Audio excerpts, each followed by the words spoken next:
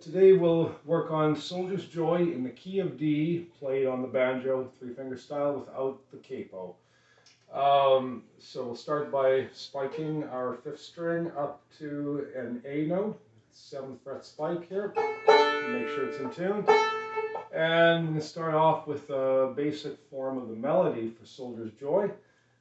And it runs, it has a pretty wide range for the melody, the lowest note being the D, and the highest note being the A that our fifth string is tuned up to. And so I'm going to work for the A part primarily out of my D, two-finger D chord shape here. Here's the melody for the A part.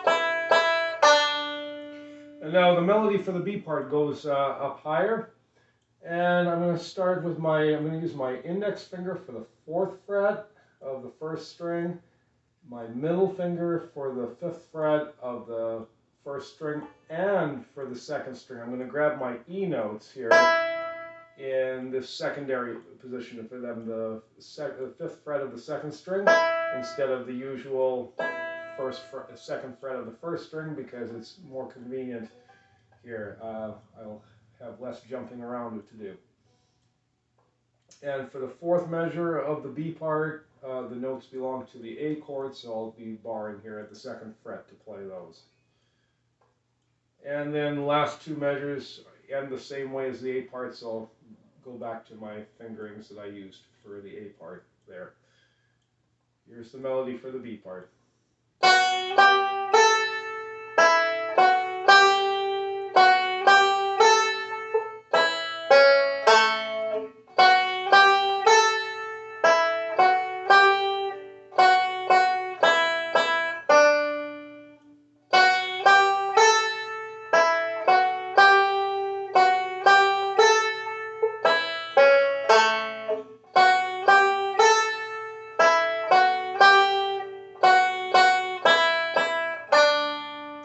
Okay, and now for a break, to build a break around that melody there, lots of some opportunity to use alternating thumb roll in the A part, thumb index, thumb middle, where the melody is on the lower strings, the third and 4th strings in particular, and then once we get to the B part, where a lot of the melody is going to be carried on the 1st string and a little bit on the 5th string as well. Going to dispense with rolls and just keep the melody fairly plain.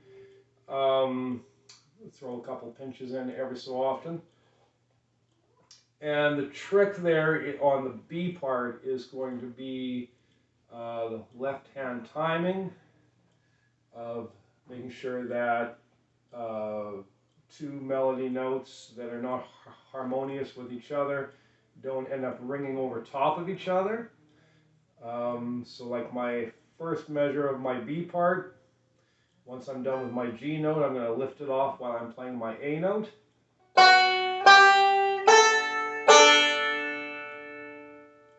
And then same thing with the next measure, the G measure, that goes E, F sharp, G for the melody. Just 1 finger at a time. Once you're done with the note, lift it off, go on to the next note. But in this case, I'm going to have that G note ring through the very end of the measure. I'm going to hit my 5th string very lightly after it. It's not the 5th string is not functioning as a melody note there, so it's just a filler, just a placeholder to keep our timing intact.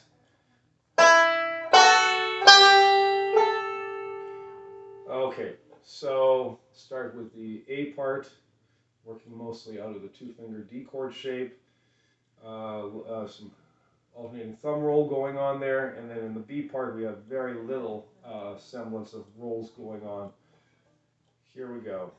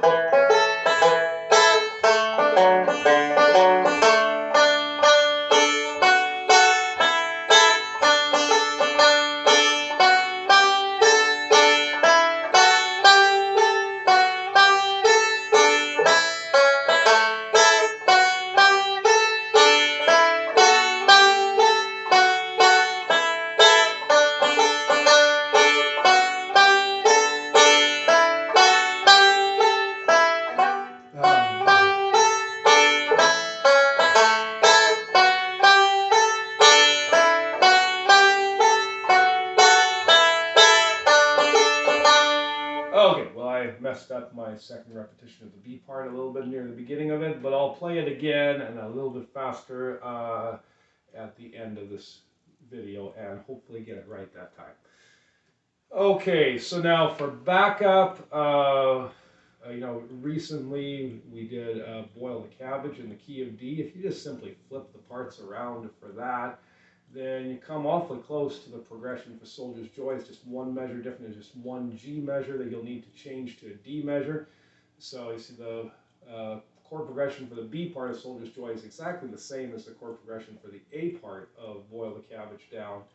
And then the chord progression for the A part of Soldier's Joy is almost the same as the progression for the B part of Boil the Cabbage Down. Just one measure different. So you can start there, using your root pinch 5 roll kind of pattern over each of your chords. For the D measures, and for the G measures, for the A measures, for the splits between the D and the A, and ending each part with just simply root pinch, root pinch.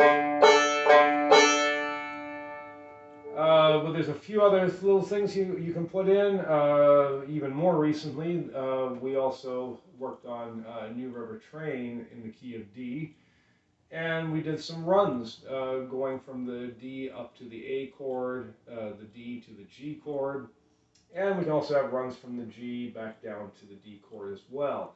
So in the A part, there's one spot we can do that. We could put a run from the D to the A chord in the second half of measure 3. And so an A part example for backup might be like this.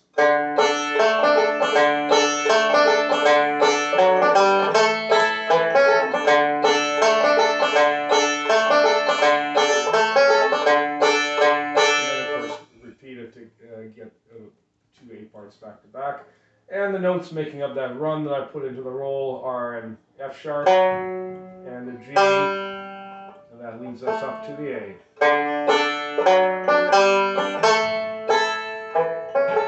In the B part, lots more chord changes going on, so we could have runs all over the place. There's 5 spots we could put runs. If we're going to do a run from the D to the G, from the G to the D, from the D to the A, we could have as much as this going on.